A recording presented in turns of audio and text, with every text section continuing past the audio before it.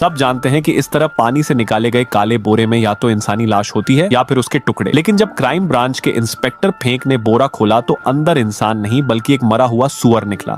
एक मरे हुए सुअर ने पुलिस का ध्यान क्यों खींचा? जांच करने पर फेंक को सुअर के मुंह के अंदर कुछ संदिग्ध मिला। जब उसे पोस्टमार्टम के लिए ले जाया गया तो अंदर से एक प्लास्टिक के कपड़ों वाले पुतले का नकली कान निकला। उस नकली कान के अंदर एक अखबार लिपटा हुआ था और उसी में इंसान के बालों का एक गुच्छा भी था। जैसे ही पुलिस ने अखबार की खबर पढ़ी, उनकी यादें सीधे 20 साल पुराने एक भयानक सीरियल रेप और मर्डर केस तक पहुंच गईं। 1998 की गर्मियों में लगातार कई हत्याएं हुई थीं, जिनमें शव के अंग जानवरों के शरीर में भर दिए जाते थे। 5वीं घटना के बाद कातिल अचानक गायब हो गया। इस केस को तब यानी नरकात्मा केस कहा गया था। तो सवाल ये है, 20 साल बाद इस बंद केस को दोबारा जिंदा कौन कर रहा है और इस खून से लिखे गए रहस्य में आखिर छुपा क्या है? इसी बीच यूनाई नाम की एक लड़की रात में अकेले चलते हुए बार बार महसूस करती है कि कोई उसका पीछा कर रहा है। वह हर 3 कदम पर पीछे मुड़कर देखती है लेकिन कुछ दिखाई नहीं देता। थोड़ी दूर जाने के बाद गली की स्ट्रीट लाइट टिमटिमाने लगती है और अंधेरी गली से अचानक एक कांच की गेंद लुढ़क कर बाहर आती है। अगली सुबह एक रहस्यमय आदमी कंधे पर सांप की खाल जैसा बोरा उठाए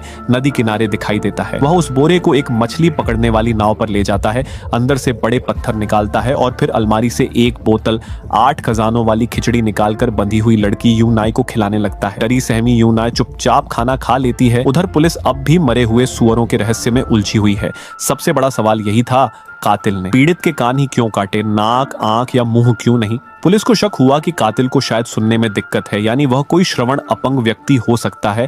फेंक ने आदेश दिया कि जांच की शुरुआत लापता लोगों की लिस्ट से की जाए। तभी पता चला कि 2 दिन पहले एक आदमी अपनी गर्लफ्रेंड के लापता होने की शिकायत लेकर आया था। उसका नाम था जांग शियाओवेई। फेंक को उससे मिलते ही कुछ अजीब लगा। वह आमतौर पर लोगों से ज्यादा बात नहीं करता था और पुलिस के सवालों पर बेहद घबराया हुआ दिख रहा था। जब पुलिस यूनाई के घर जांच करने पहुंची तो उन्होंने देखा कि जांग शियाओवेई दूर से उनका पीछा कर रहा था। यूनाई के घर से मिले बालों की जब सुअर के मुंह से मिले बालों से तुलना की गई तो दोनों बिल्कुल एक जैसे निकले। और जांच में यह भी सामने आया कि यूनाई के गायब होने वाले दिन आखिरी फोन कॉल भी जांग शियाओवेई का ही था।